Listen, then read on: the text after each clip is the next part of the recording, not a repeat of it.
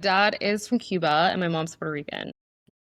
Boricua, there we go. Cubans can salsa better than Puerto Ricans, I think. So you're a no sabo Latino. Yeah, I'm one of those. Never set out to be a rebel, it just kind of was thrusted upon me. I was at Meta, like, this is kind of cool. I'm getting paid 200K to just kind of sit around. Not a bad gig. And so I posted this video on TikTok, and I had posted maybe 2 videos before this, and they were BS. And I was just like, oh, they reached out to me on LinkedIn. They were like, well, how'd you do that? And I was like, oh, I'm actually a recruiter, and these are all the tips. And that's how the TikTok started. It eventually became a problem at Meta. And I never was like this influencer. I was never someone who shared my job. Even most people who followed me on Instagram didn't even know that I was a recruiter. I never thought that sharing information that could help job seekers was in direct conflict of what could help the employer, right? I think that experience taught me that they don't want them to know these tips and tricks because then they can just trick their way into a job. But I genuinely just thought I was helping people. I still believe that I'm helping people. Only the recruiters and the people who are behind the scenes and the hiring managers should know what's going on. No, you should know too. You should know what options that you have. You should know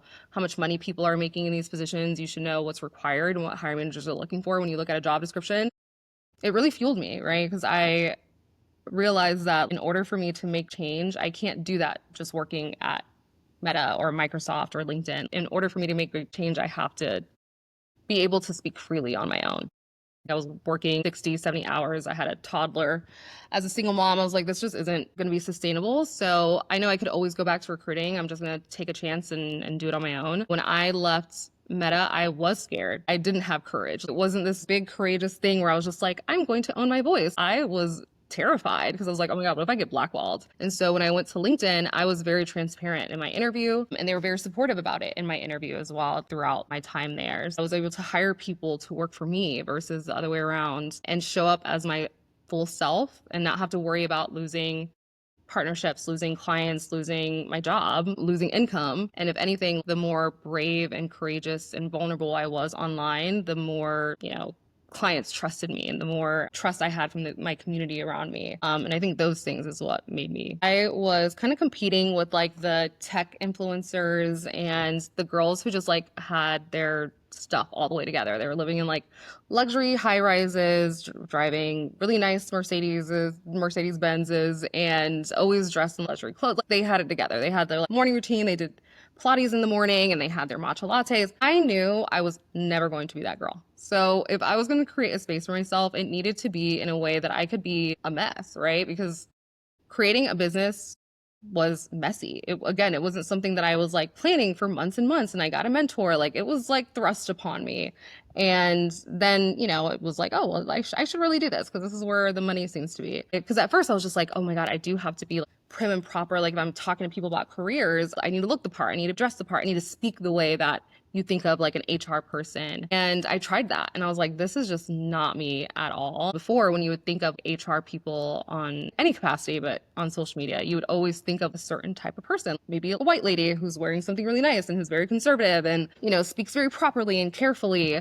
And I was the opposite of all those things because I wanted people to know mental health doesn't have to be 100% all the time to be successful. You are allowed to have ADHD and postpartum depression and still make it work. And you're allowed to share your dating life and share your failures and share you, because at the end of the day, I knew, especially in this space, like, you are creating career content. People who just have like ownership are the people who make it. And a lot of times, like, people don't. A lot of people are just thrust into their careers. It's just one of those things that they just fell into. A lot of people, like you said, I didn't go to school to totally transform the hiring systems that we have in place now. That was something that was thrust upon me. A lot of people are in that situation where they're like, this is the position I got out of college. I've been here for 5 years and I moved up and this is where I'm at. Do I like what I do? No. Do I really care about what I do? No. But this is what I do. I guess I'm going to do that for the rest of my life. And those people who are just waiting for all the cheat codes and all the answers and for the new AI tool that's going to do XYZ for them, and they spend more time planning than actually executing. But I'll be honest, you're not going to be making as much money. And if you were to just do what you're doing right now and just be consistent, go balls to the wall, I think that you can really make it.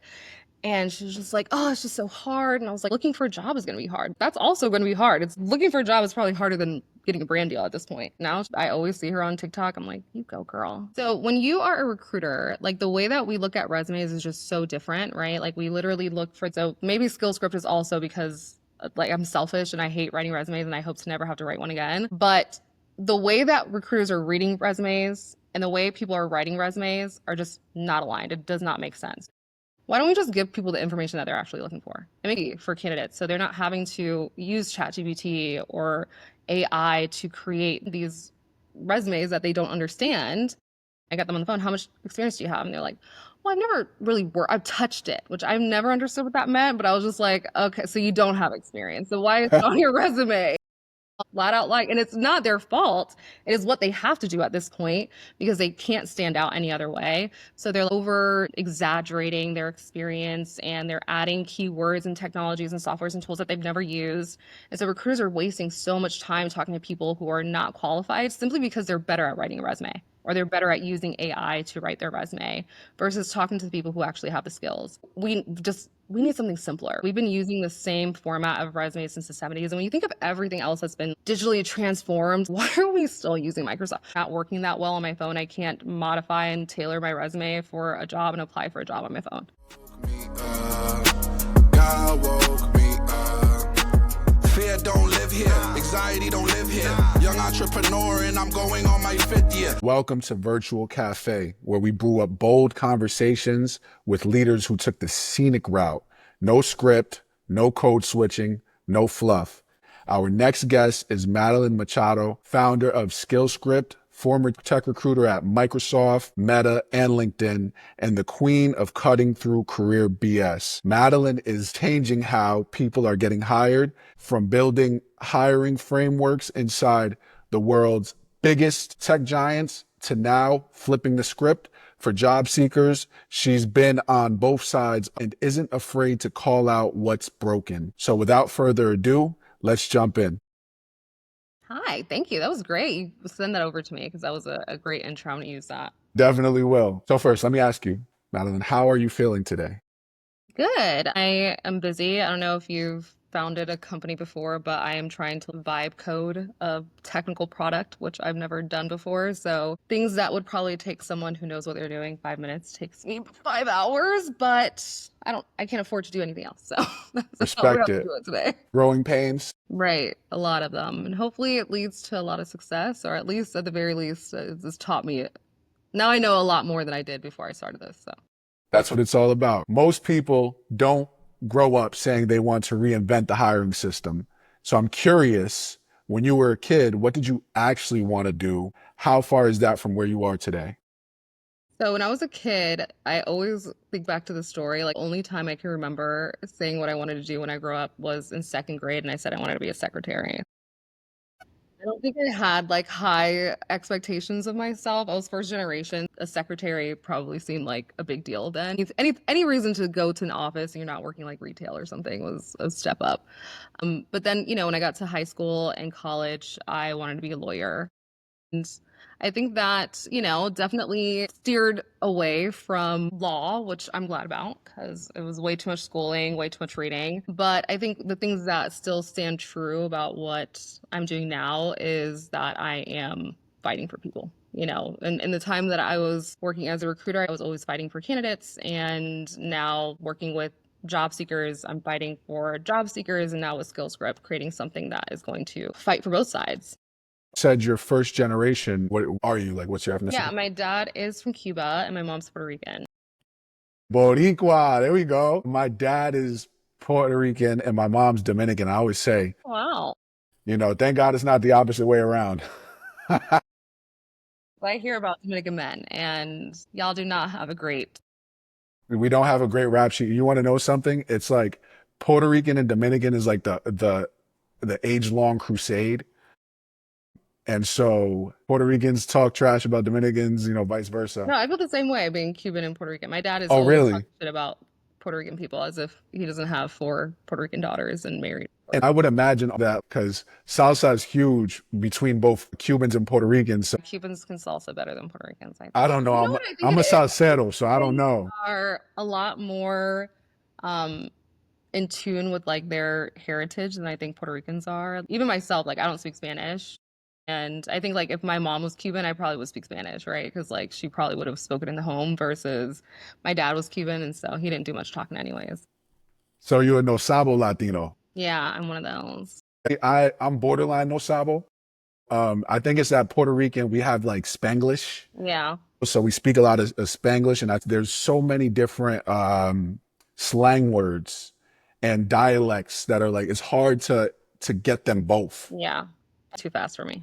I need to go slow down. Because I live in Tampa. We have a really big like Cuban community here. And so Okay. like anytime I go to like a Cuban restaurant or a Cuban cafe, like of course they speak to me in Spanish because I look the part and I'm just like I mean I could order whatever I need to order, but I'm ordering it in English. And I'm just hoping and praying that you understand what I'm saying.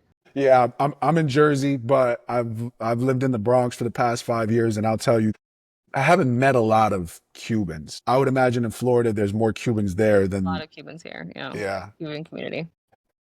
So you've gone from recruiter to rebel to founder. What part of that evolution scared you the most, and how have you silenced the doubt? I think never set out to be a rebel, you know? It just kind of was thrusted upon me. I always tell people the story because, like, I never sought out to be like a career creator or a career coach. I was cool, I was making good money. I was good at my job, you know? And I wasn't doing much when I was at Meta, you know? I was like, this is kind of cool. I'm getting paid 200K to just kind of sit around. Not a bad gig. And so I posted this video on TikTok, and I had posted maybe 2 videos before this, and they were BS. And I was just talking about my benefits at Meta and how I had really good benefits, even though I worked from home. Because like you would always see these videos of people, they worked at Facebook or Google and they had these really cool offices. And even though I didn't have a cool office to go to because I worked remotely, there were still all these cool benefits. So I wanted to share them, and it went viral. And people were like, oh, how'd you get a job? And I was just like, oh, they reached out to me on LinkedIn. They were like, well, how'd you do that? And I was like, oh, I'm actually a recruiter. And these are all the tips. And that's how the TikTok started. And the TikTok was the problem, right? So it eventually became a problem at Meta. And I never was like this influencer. I was never someone who shared, you know, about my job. Even most people who followed me on Instagram didn't even know that I was a recruiter because I never talked about where work is work. Who cares about work?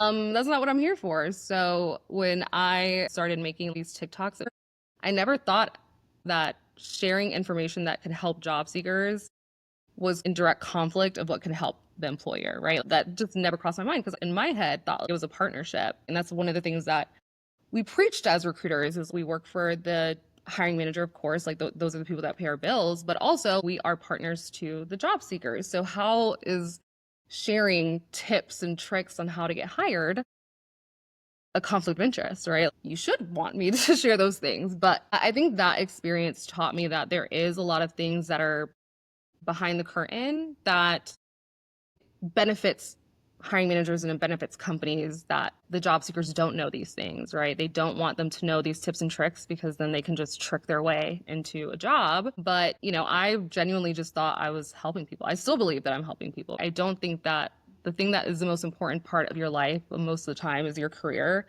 should be this like secret, only the recruiters and the people who are behind the scenes and the hiring managers and the people who, you know, have the purse string should know what's going on behind the scenes. Like, no, you should know too. You should know what options that you have. You should know how much money people are making in these positions. You should know what's required and what hiring managers are looking for when you look at a job description.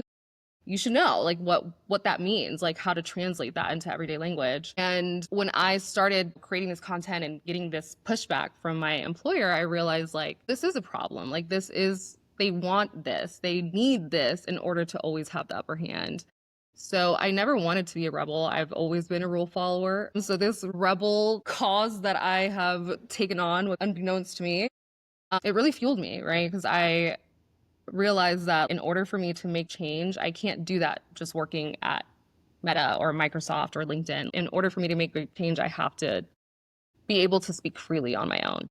Yeah. And you've said that Meta let you go for being too loud with your brand. Most people that would have dimmed their light after that, but you doubled down. So what gave you that courage?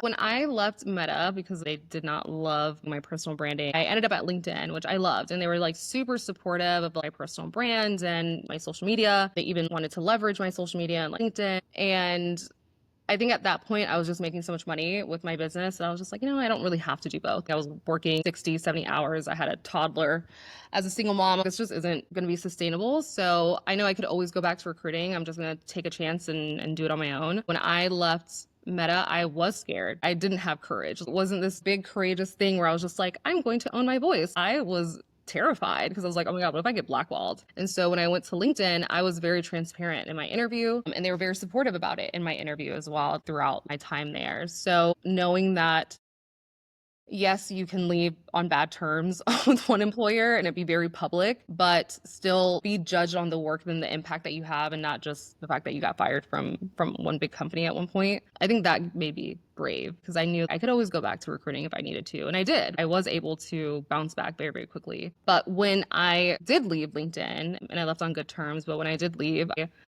got that taste of freedom, and I think that freedom made me even more brave, right? The fact that I was able to do it on my own, the fact that I was able to make more money, the fact that I was able to hire people to work for me versus the other way around, and show up as my full self and not have to worry about losing partnerships, losing clients, losing my job, losing income. And if anything, like the more brave and courageous and vulnerable I was online, the more, clients trusted me and the more trust I had from my community around me. And I think those things is what made me more courageous and brave. It wasn't necessarily that I knew what I was doing was right when I did it. That's not how I felt at all. But I think that knowing that I was going to be okay. And not only was I going to be okay, but I was going to be better. There's two doors that you can choose from. You have security and you have freedom. The thing about choosing the security door is that you really have neither. When you choose a door that's freedom, you have both. Yeah. You've built these businesses while being fully transparent about your journey, failures, pivots, everything. How do you decide what parts of your story to share publicly, and what impact has that had on your brand and your audience? So when I first started on social media, specifically on TikTok, I was kind of competing with the tech influencers and the girls who just had their stuff all the way together. They were living in luxury high rises, driving really nice Benzes, and always dressed in luxury clothes. They had it together. They had their morning routine. They did Pilates in the morning and they had their matcha lattes. I knew I was never going to be that girl. So if I was going to create a space for myself, it needed to be in a way that I could be a mess, right? Because creating a business was messy. It wasn't something that I was planning for months and months, and I got a mentor. It was thrust upon me.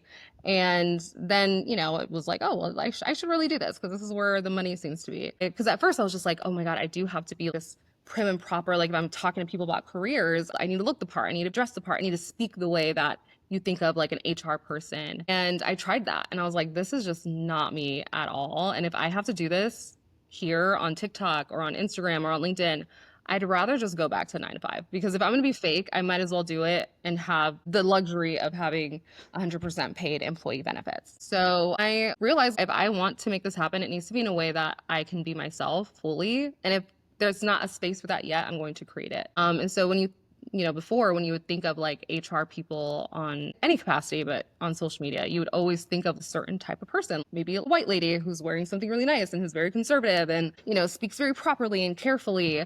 And I was the opposite of all those things because I wanted people to know, you're allowed to be messy in a career. You're allowed to be messy when you're starting a business. You're allowed to be messy when you are one of those people who should have it all together. Mental health doesn't have to be 100% all the time to be successful. You are allowed to have ADHD and postpartum depression and still make it work. And you're allowed to share your dating life and share your failures and share you, because at the end of the day, I knew, especially in this space, you are creating career content. Once people don't need it anymore, then they're not going to check in with you anymore. They're not going to, they've gotten a job. They're not worried. They're not looking for resume tips. So if I ever wanted to do something past career content, I knew I needed people to just be sold into who I am. So right now, where I'm kind of shifting from career content to being a, tech founder, people are going to be sold into the product because they're sold into Madelyn and Maddie, and not because they loved me for my resume tips. That's something that I've been identifying is a lot of these startups, it's almost as if the blueprint's out there for startups. You need to have people in the organization that have a really good personal brand, because that's going to push it so much further.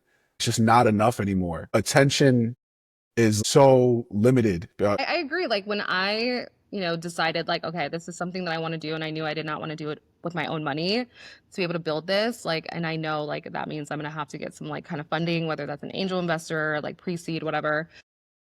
I spoke with people who've done similar things in similar spaces.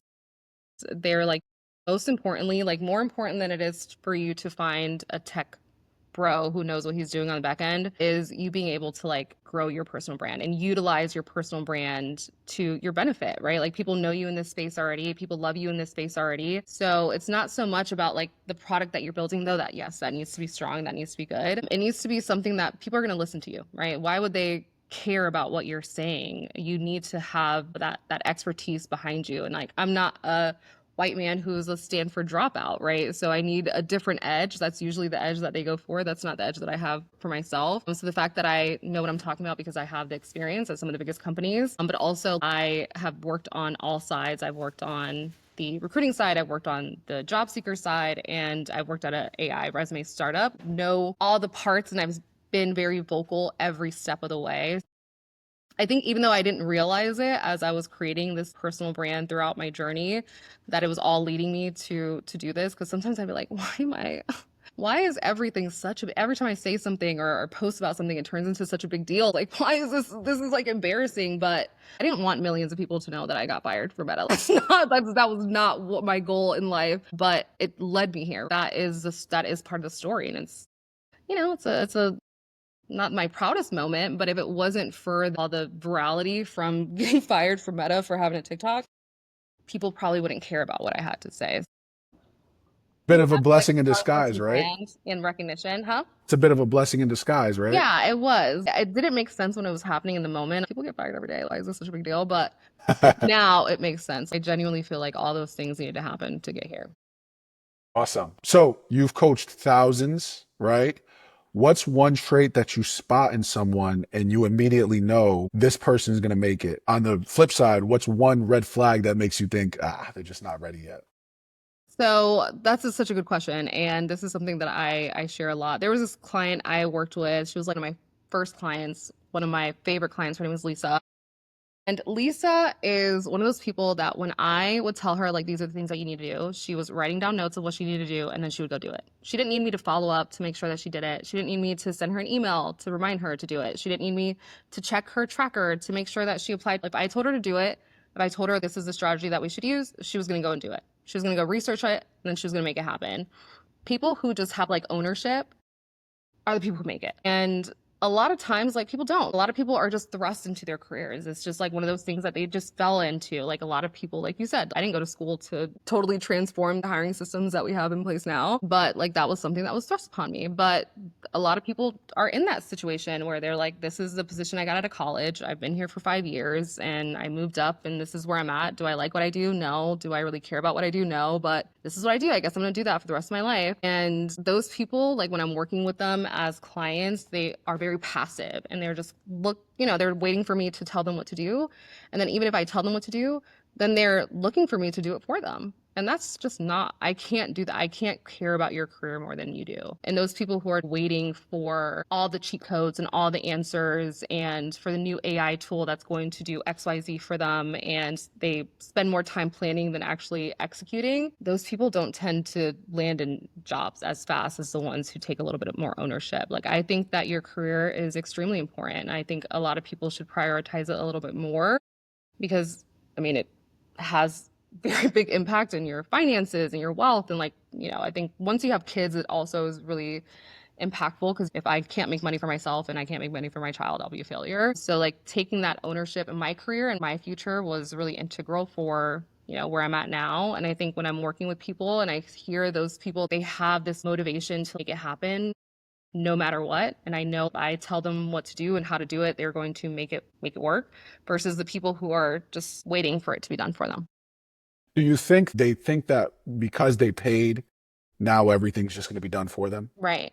And I always try to explain to them that it's more like a personal trainer, right? Like you are going to go to the gym. You're going to do what the personal trainer says. They're going to give you a meal plan and they're going to give you a workout routine. They're going to watch you while you do it. But if you, after you leave that gym session, go and eat a dozen donuts and a whole pizza pie, then you can't get mad at the trainer because you're not losing weight or you're not hitting your goals, right? Or if the trainer has this set plan for you and you're only going to the gym once a week, you can't be upset, right? Because like at the end of the day, like there's so much that you need to do that's totally outside of my power. Like I can't do those things. I can't apply to jobs for you. I can't network for you on LinkedIn. I can't interview for you. I can't, negotiate your salaries. I wish I could do all those things because I think I'd be really good at it, but I can't, right? So you need to have the ability to do those things on your own, because also once you get to the job, I'm also not going to be able to do the job for you. This is all part of the process because you need to prove that, I hate to say this, but you need to prove that you're worthy for the job. And if you're not willing to do the small thing of applying, you're not willing to do the small thing of networking, then once you get into that role, and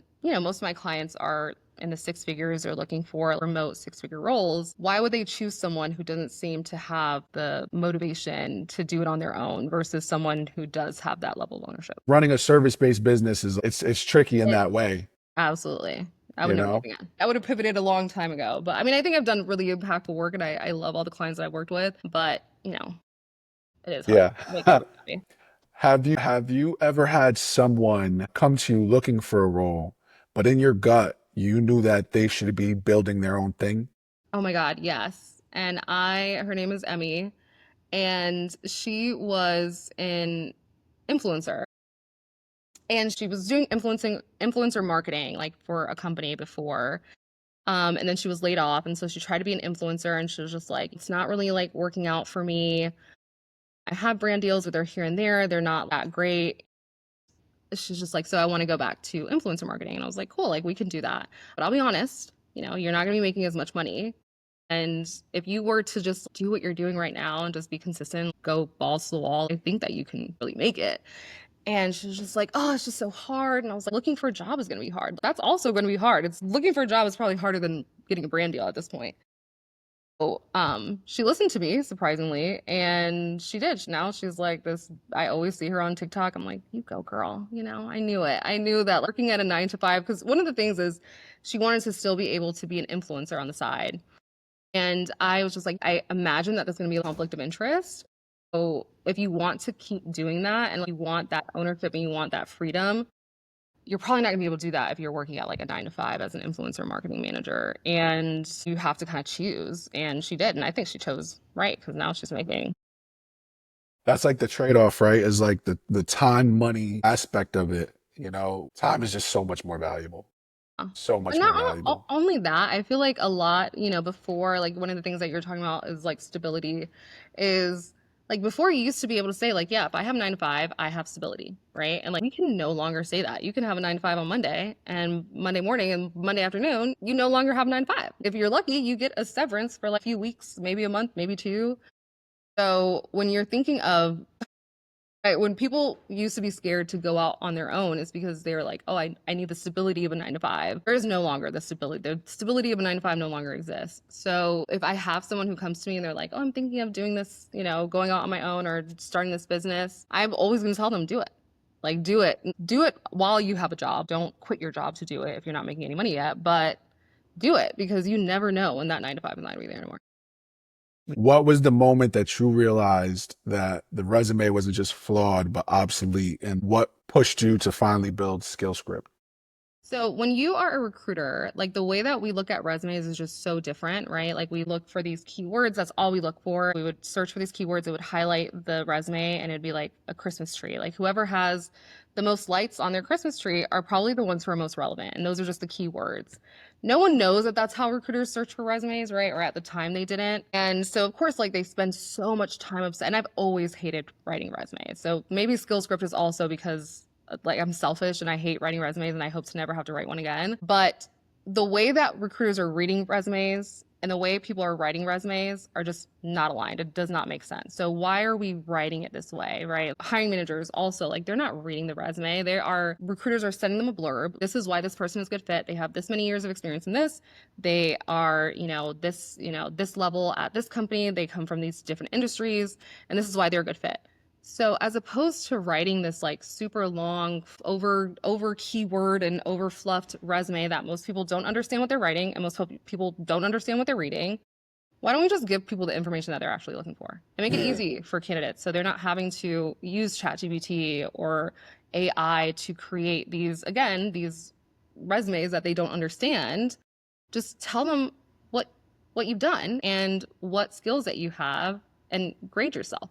Or eventually with SkillScript, be able to take assessments to be graded on these skills that you say that you have. So recruiters know they're looking at these resumes and you're saying that you have these skills and you're saying like, I was a recruiter and like people would put they have experience with this technology and I would ask them like, oh, when I got them on the phone, how much experience do you have? And they're like, well, I've never really worked, I've touched it, which I've never understood what that meant, but I was just like, okay, so you don't have experience. So why is it on your resume?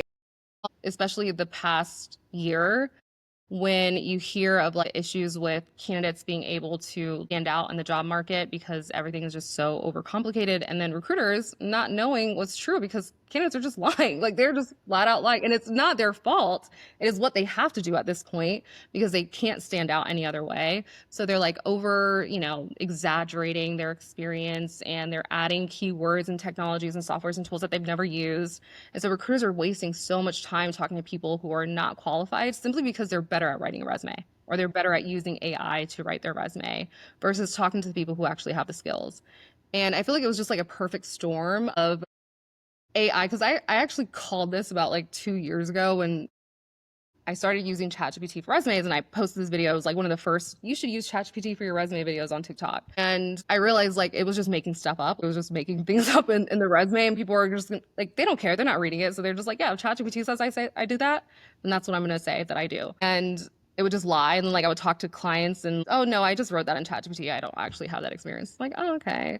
And then people are just lying in the resumes and making up stories. And then recruiters don't know what's real or what's fake anymore. They have no trust. So don't trust candidates. Candidates don't trust recruiters because companies are always posting fake jobs. It was this perfect storm of like people almost mistrusting AI at this point to we need something simpler. We've been using the same format of resumes since the 70s. And when you think of everything else that's been digitally transformed, why are we still using Microsoft? When you're applying for jobs and you can apply for them on your phone, you can't even do that because you have a Word resume and it's too much. Like, why? Why is everything else? I can buy a house on my phone. I can buy a car on my phone. But because of Microsoft Word not working that well on my phone, I can't modify and tailor my resume for a job and apply for a job on my phone. That doesn't make any sense. Yeah, what's so crazy is that I've actually had conversations with recruiters from different FANG companies, and hearing behind the scenes is crazy.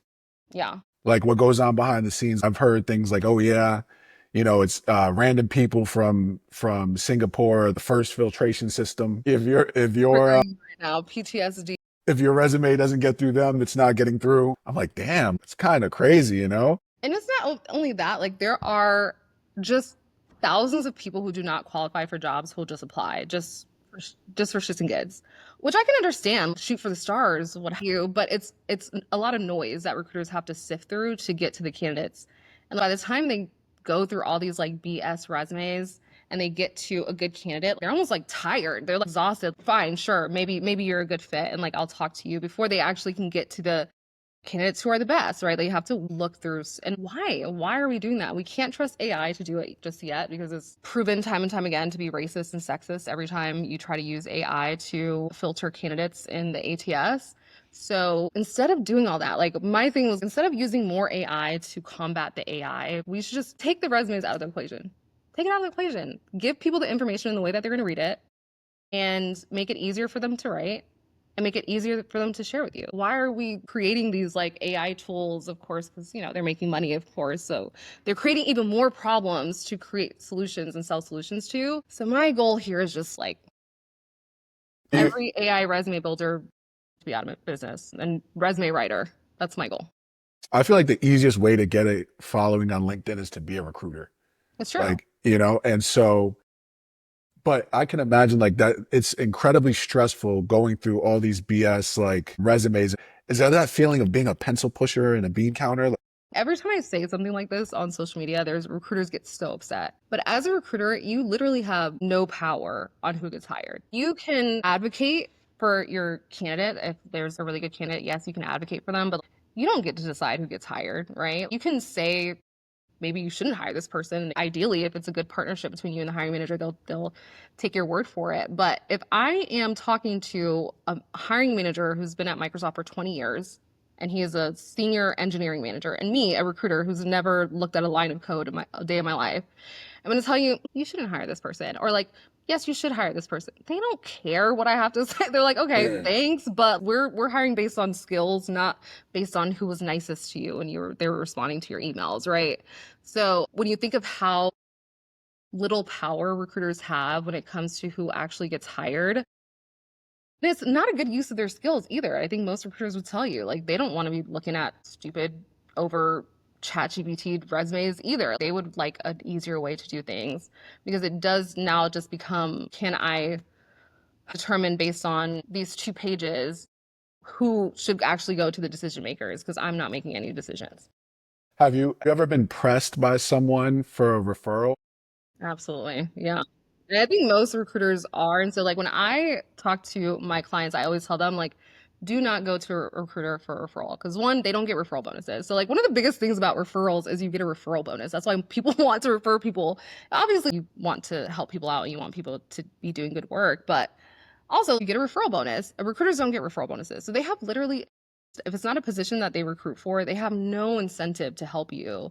So as opposed to like reaching out to a recruiter and hoping it's the right recruiter who's recruiting on the position, 9 out of 10 times you're going to be wrong.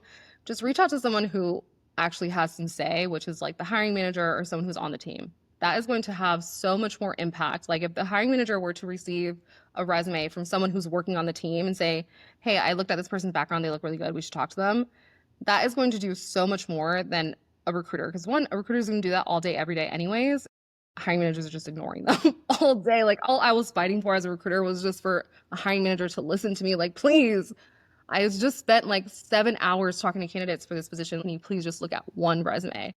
And versus it's someone on their team who, of course, I don't want to hire someone on my team that I'm going to be working with who's going to be awful. So I'm only going to refer people who I think are going to do good work.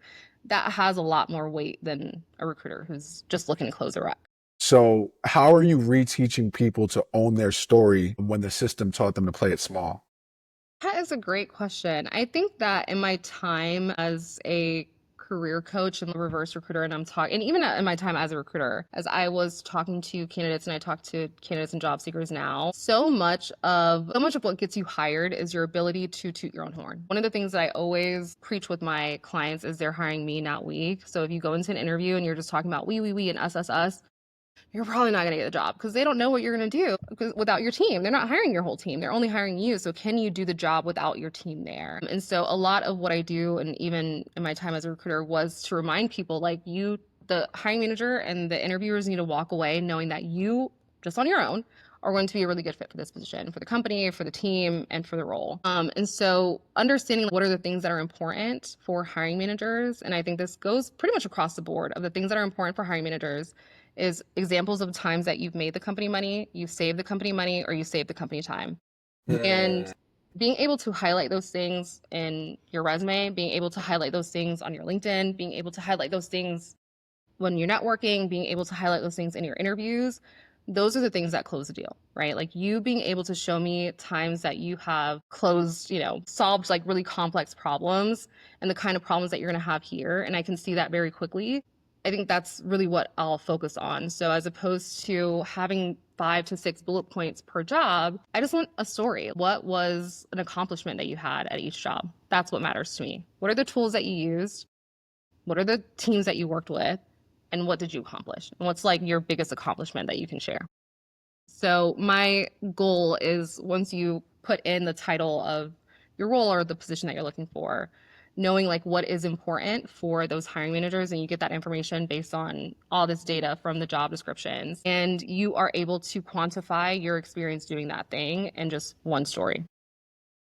I love it. I am curious. Explain to me if you were able to recognize the gap between college educated and self-educated. You know what hiring managers have always told me is, and I don't know if I could recognize the gap, but the reason why they want, because I would ask, like, why do you need a college degree for this position? Like, let's say it was a recruiter. You don't actually need a degree in recruiting. I don't even know if they have a degree in recruiting to be a recruiter. So why does it matter if they have a degree? And hiring managers over and over again would say, just because I want to see that they put their mind to something, they can finish it.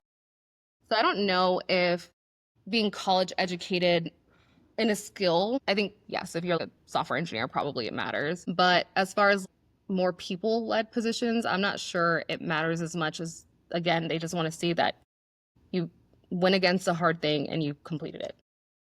For sure. From the outside looking in, it almost appears as if like most jobs can be taught. If it's not the medical field or the legal field, from what I've seen in job descriptions in the past, it almost seems as if companies don't necessarily want to train.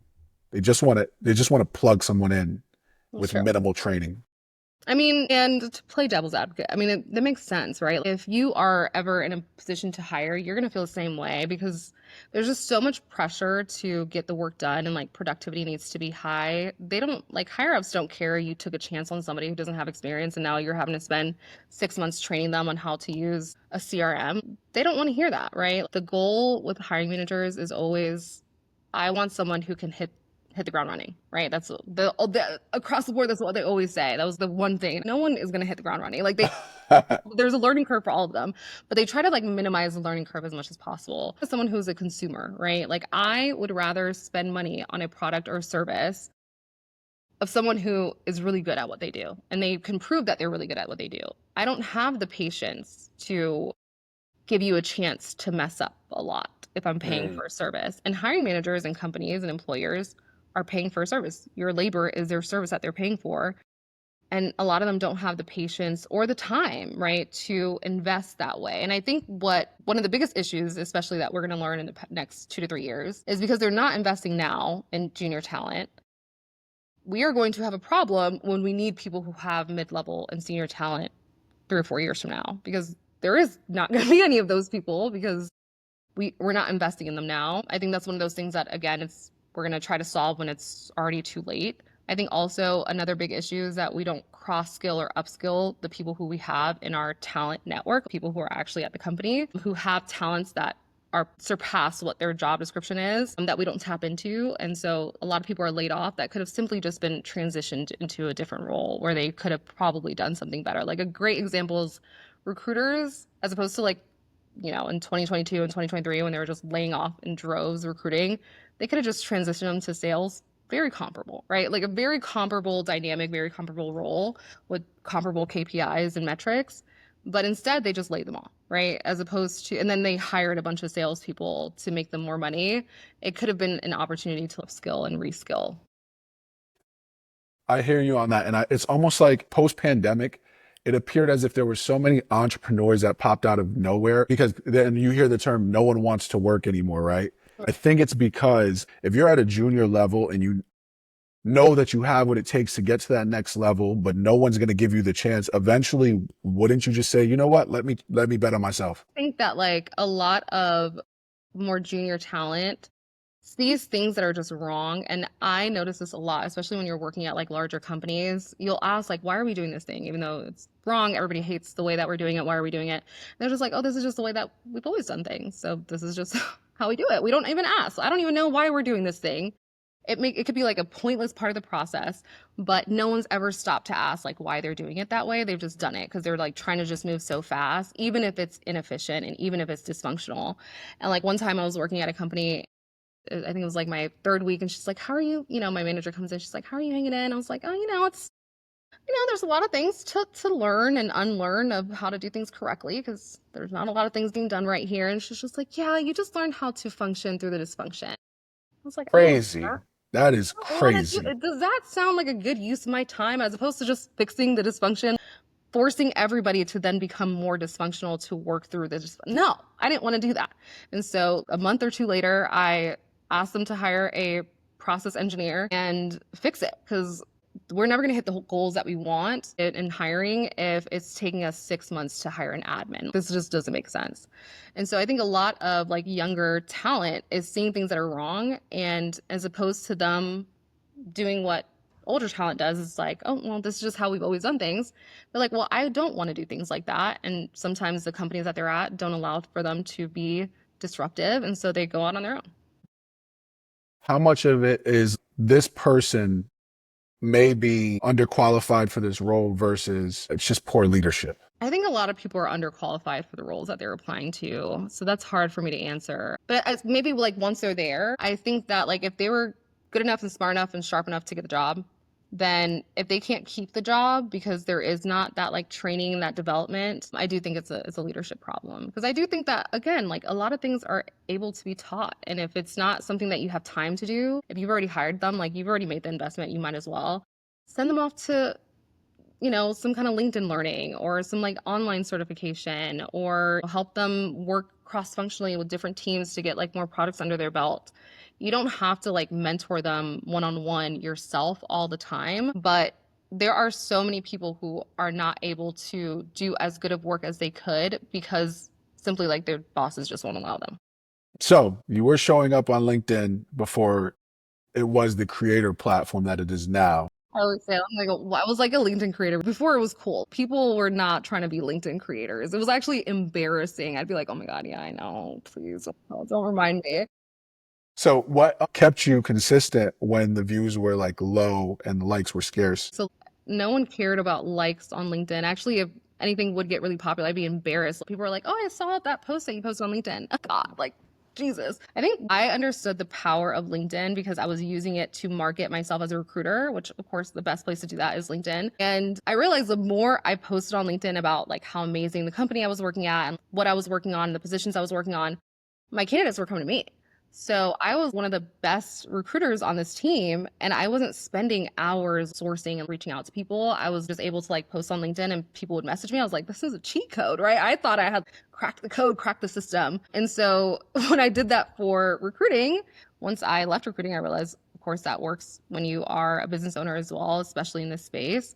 The more that you post, the more people see it, and the more, clients I would get, or the more visibility that I would get.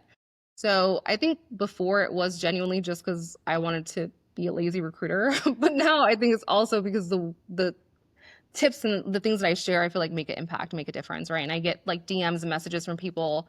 They're like, oh, I used your, tip that you said, I used a template that you shared, and I was able to get an interview. I used this resume template and I was able to, I got an offer 3 months later, 2 months later. So, and I think now it's just because I believe in what I'm sharing. I think it makes a difference in people's job search. And I think when it's so hard, the job search is so hard right now, any kind of tips and tricks that I can share from what I know behind the scenes, but also things that my clients are actively using right now to get jobs, then I want to help them. I genuinely don't want people to be struggling if they don't need to. I love it. And I always wonder, because you've helped so many people. What did that initial first couple of people feel like when you saw the level of impact that you had in their life? You know what? The first thing that I thought, because at this point, I think I was like charging like my first few resume reviews, I was charging like $25 just to like give them tips, and I would give them like all these notes for them to change. And then I was like doing resumes for like $30, right? And someone was just like, hey, I used that resume that you made for me for $30, and I was able to get a job that pays $30,000 more. And I was like, damn, I am not charging enough. I'm not charging enough. I would like, Yeah. they have a lot of ROI for the work that I'm doing, and I'm just not charging enough. So I think the first thing I thought was, I need to raise my prices, because this is very big impact that people are having. And so I wanted people to think of it more as like an investment, because it is, right? It's an investment in your time, it's an investment in your money, it's an investment in your career. But also I thought the biggest thing was, this is so obvious. Of course, I spent my whole career, majority of my life at this point, looking at resumes and talking to hiring managers and understanding what job descriptions are and how to translate that into a resume, and like knowing very, very quickly, looking at your resume for a few seconds, if you're going to be a good fit for this job or not.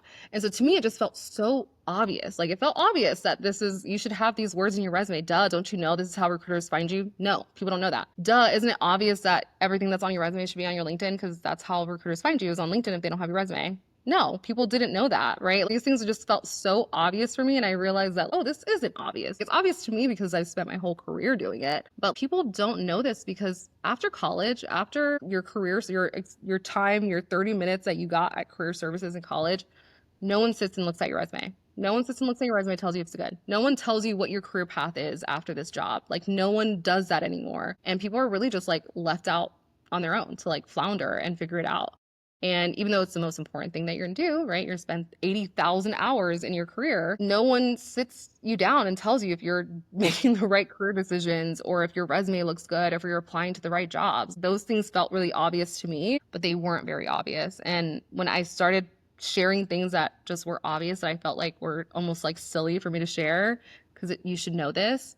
I realized again, companies don't want you to know these things, and that's why people don't know them. It's 'cause no one's teaching them, and they're doing it for a reason. So I wanted to do the opposite. The things that companies didn't want people to know, I made it my mission to start sharing. That's how skill set works, right? Once you are in an industry and you see behind the curtain, it's difficult because you forget that other people don't understand. You think it's common knowledge, but it's a blessing. Right. I know that if it wasn't for my time in recruiting, let's say I was doing anything else, I would have been just like the lost job seekers that were out there, right? I wouldn't have known how a resume worked because I wouldn't have gone out to do the research. Most people don't, because it should, like, if I'm good at my job, the resume should show that, just because I'm good at my job and I'm telling you that I am. But, it is like a science, unfortunately. You have to be really good at your job, and then you also have to be really good at proving that you're good at your job in a resume, on your LinkedIn, in interviews. And that part is not as obvious and organic as just being good at your job is. Yeah, I wanted to talk to you about one of your recent posts that was super vulnerable, and you talking about like having to go back to the workforce from running your own business, and you talked about like how difficult that was. Let me tell you, after the pandemic, I told myself, I'm like, I ain't never working for nobody again. I started my moving company, and for like 3 years, I ain't worked for nobody. I was operating I made like 70,000 in California. I never stepped foot in California. You know what? I'm like, oh, I got the sauce, and then everything fell, like everything. And I'm like, you know what? I got to pay these bills. I got these kids I got to take care of. Right. I'm gonna have to go back. Like, how was that experience for you? Like, did you feel, because I feel like with business, being a business owner, going back, it's like you feel like you're compromising your integrity with yourself.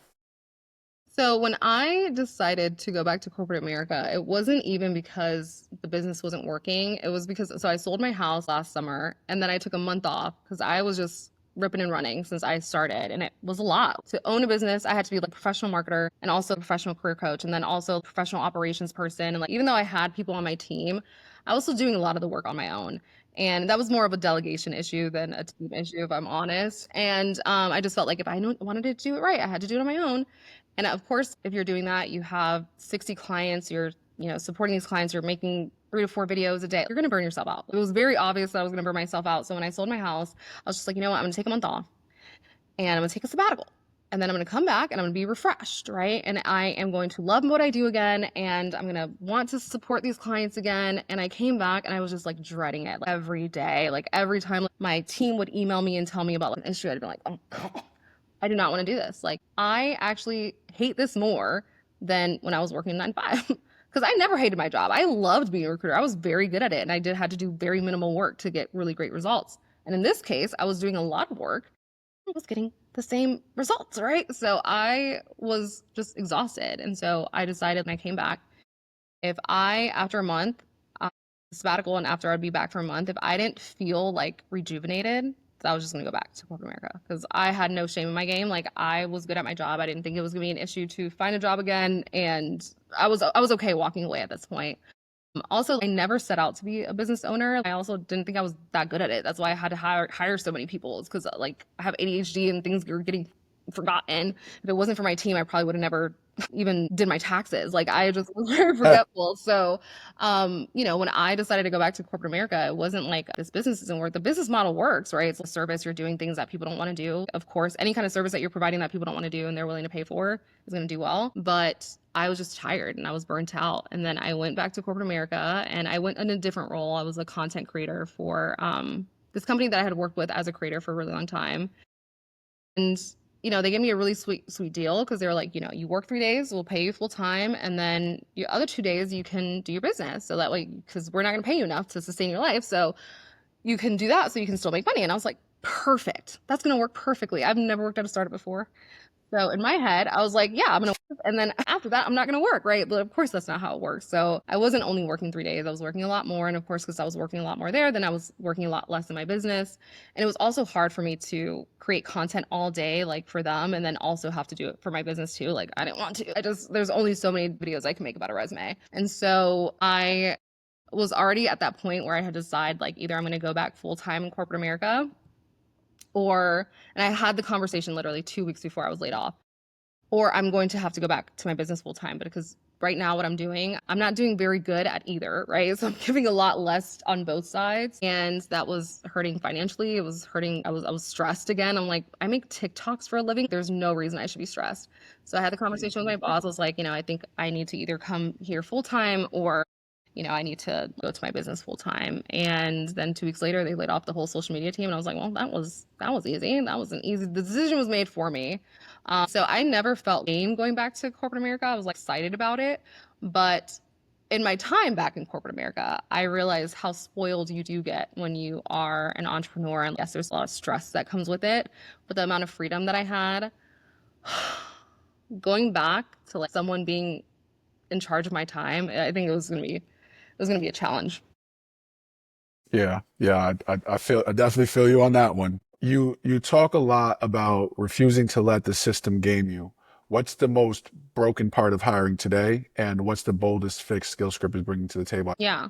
I think the biggest problem with hiring is that one, people don't know what jobs are out there. So there's no real easy way to find like the jobs that you qualify for. And then there's no easy way to find candidates that are really good for the job outside of the way recruiters are searching now, which is just based on keywords. And so because candidates don't know that's how recruiters are looking for them, they're not optimizing for that. And because recruiters don't understand that candidates don't know that, they're not looking outside the box. They're not being creative when it comes to sourcing talent. So really the biggest issue is that communication piece, that middle piece of me being able to show you what I'm good at and recruiters being able to see that. Recruiters being able to find that information, right? Because your LinkedIn should be the thing that recruiters can see based on your LinkedIn that you're going to be good at this job. But a lot of people don't know that that's what LinkedIn is for. They don't fill out their LinkedIn. They want privacy, whatever. And it's also just like your resume just on LinkedIn, as opposed to being simplified in a way for people to be able to fill it out and people to be able to read it. So I think just being able to like communicate your skills and recruiters being able to find that information, I think that's the part that SkillScript is solving for, right? Is I am going to make it as easy as possible to show that you're good at what you say you're good at, right? We're going to do it by telling you what skills you have and then measuring your skills and then taking assessments. And the recruiters are going to be able to find that based on, with our database, or you sending it to them as opposed to the resume or along with your resume as a way to showcase like, these are the things that I'm good at. And I'm not just saying I'm good at that. I'm proving that I'm good at these things, right? You can see it based on these assessments that I've taken, the questions that I've answered, the questions and the assessments that you were going to send anyways. I've already done that for you. Like now recruiters feel like all that BS admin pencil pushing that you were talking about before, that is taken off their plate so that the way they can focus on actually finding good talent. And as opposed to having to sift through a bunch of shitty talent to find good talent, their new problem is going to be hiring the best talent out of this really great talent pool. And ideally only applying for jobs that they qualify for. And they'll know that based on, do their skills that are very clearly aligned on their SkillScript, do they align to what the recruiters are looking for? Ideally, we get to the point, like our biggest goal is going to get to a point where we are integrated with ATSs, so people can just use their SkillScript to apply for jobs as opposed to uploading their resume and like filling out all that information manually. I can put my SkillScript, I can put my link in, and you can see what I'm good at. And then also recruiters can search in our database of candidates who want to be found based on the things that they're looking for, right? Like I want someone with 5 years experience with this technology and who, is a top 10% of people who've taken assessments on SQL. And I can find those people very easily. Really just like that process that should be simple. I'm good at this job and I can prove it.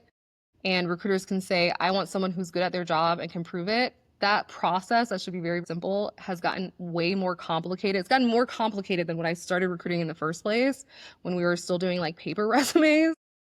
We've actually gone backwards. So really simplifying it. I think maybe we've overcomplicated it. We've put too many steps in the process, and like just simplify it so we get the information that we need, none of the other stuff, and we can tell the information that needs to be told and none of the other stuff. I think you may have created an industry standard, future industry standard. I hope so. Like that's really like and it feels like such a big thing when I tell people like I really want to eradicate resumes. It feels like a big thing. Sometimes I feel like I don't know if it's ever going to be possible, but as long as people can start saying, yeah, you know what? Resumes don't make sense. Why are we doing it this way? When I was Yeah. talking about earlier how younger people disrupt because they're like, why are we doing this thing this way? It doesn't make sense. And older people are just like, that's because we've always done things. Resumes is one of those things. Like, well, we've just always done it this way. So that's how we're going to continue to do it, even if it's broken, even if everybody on either side is complaining about it.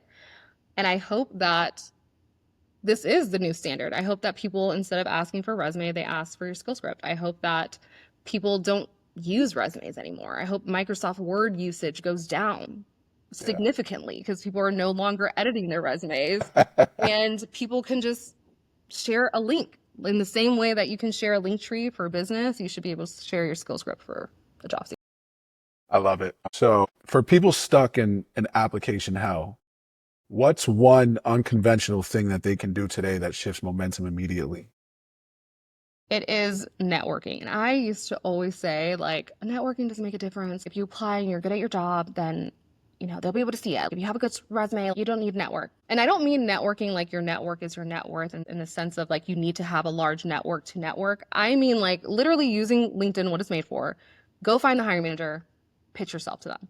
Don't connect with them and then hope that they'll accept your connection request and then from there tried to put two and two together that you applied for a job. No. I mean, make it very obvious when you are pitching yourself like a salesperson, okay? You are the best salesperson for yourself. And when you are networking, you're not asking for a favor, right? You're not in the same way salespeople aren't asking. They're not asking people to buy products for them as a favor.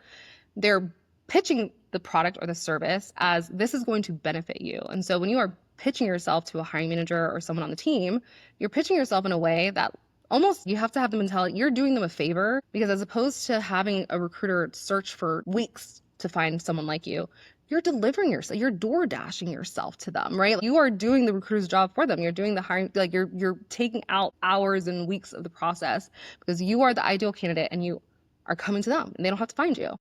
And that's the mentality that you need to have. Like, you are solving one of their problems. They need to fill this position. You are the person for the job. So pitching yourself like a salesperson and just taking your ego out of it. You can't be shy. You can't be like, oh, I'm too proud to do that. You can't do that. You literally have to have like the audacity of salespeople when they're pitching. I don't know if you get pitched a lot on LinkedIn as far as salespeople. They'll pitch the service that I'm like, I can't afford that. I'm one person at a company. I don't need a $10,000 CRM, but thank you so much for thinking that I can afford that. I appreciate that. But you need to have that same audacity when you're reaching out to them, because you need to also believe that you are as good as what you're saying you are. And the other piece is you also need to be as good as what you're saying you are. So if you are doing this and you're pitching yourself to jobs that you don't qualify for, it's a waste of time. Don't even waste your time. Only do this for jobs that you're actually qualified and you're a good fit for. And then do it unapologetically. Do it like you are doing them a favor and pitch yourself, truly show them, this is why I'm a good fit for this position. I always call it corporate superpowers. Here are my 3 corporate superpowers. These are the things that I do consistently and I do them well, and make sure they align to the job description. Use ChatGPT to customize it. Use, any of your other favorite AI tools to customize it, and pitch yourself and do it loudly and do it consistently. And so as opposed to you still need to apply to the job. So apply to a job. And then as soon as you apply to a job, once you find a company that you're really excited about, find 2 to 3 people at the company and pitch yourself to each of them. You know what's so crazy that you say that is I am absolutely that guy that will send you a voice note. Like, I love that. I've done it to people. I remember there was a point where I was looking for a role and I saw that the person was Dominican and they were boldly Dominican. So I hit them with the voice and they're like, "Que lo que?" I love that. And that's another thing that I would feel like is probably like unconventional, but when you are networking, always prioritize people who look like you. Most of the people who follow me in my network are men and women of color. So if you are going to pitch yourself to ideally a woman or a person of color, because they're more likely to respond to you versus someone who doesn't look like you. Yeah, for sure. So what does success look like for you now? I think success right now looks like, me just making this product. The fact that I could make it, that would be amazing. And if I could get money for it, that would be ideal, but also proof that it actually works, right? So I actually launched something similar, but it was like a Canva template, and I posted about it on like TikTok and LinkedIn, and people were like, hey, I use this Canva template And it worked. It got me a job. It got me an interview. And I was just like, okay, so like proving that you're good at your job very early on and showcasing and pitching yourself works. So maybe we can do this and make this easier for people. And that's how SkillScript kind of came about. And so if I could prove, even though I have my small little data set, that it does work, but if I could prove on a larger scale, there is a better way to job search and resumes do not have to be part of that equation, I would feel like, wow. I've done the thing. I set out to eradicate resumes, and maybe I didn't eradicate them totally, but it started the conversation that resumes are truly the least effective way to show that you're good at your job. I would be extremely proud, and then hopefully like get some funding and get an angel investor who sees the potential and sees the vision and wants to invest so we can make this scalable and make it something that a lot of people are able to use and to get to the point eventually where people no longer have resumes. Love it. And too many ifs. It's going to happen. You're right. The tongue is a sword, it's going to happen. Everything's going to fall into place. When an angel investor sees the vision, okay, when they see the vision and they invest, we will be able to get to the point where we eradicate resumes. And that is a wrap on today's convo inside the virtual cafe. Big thanks to Madelyn Machado for pulling up, keeping it real, and dropping gems. We all needed to hear this. If this episode stirred something in you, hit the follow, share it with someone bold, and keep the moment going. Until then, stay blessed and highly caffeinated.